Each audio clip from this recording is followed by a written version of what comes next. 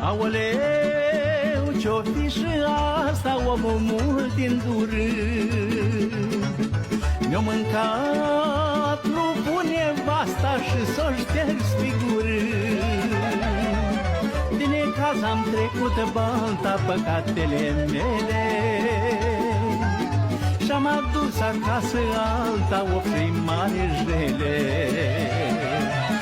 De necaz am trecut balta păcatele mele și-am adus acasă alta o mare jele. Bată-te, pustia minte, bată-tină pasta, unde ai fost mai înainte să-mi păzești nevasta. Că și asta-i tot frumoasă, păcatele mele nu mai fac cu dânsa acasă o și mare jele.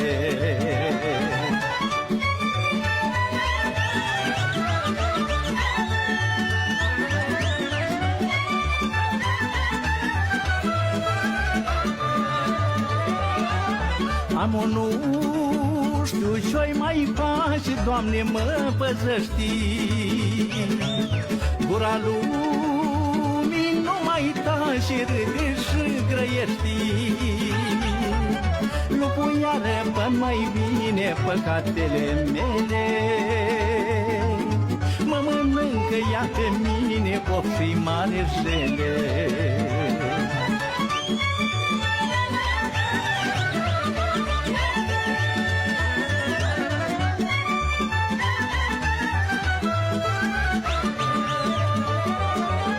Vai de mine, of sărmanul puiu, mami puiu, și cu asta-am dat de dracu, cred că am rupt puiu. Am un pui de nedestică, dulceață de mure, lupul velit și de frică fuge în pădure. Iar eu, bietul sărmânelul, păcatele mele, umblu cu mincior ca nielul, of și mare jele.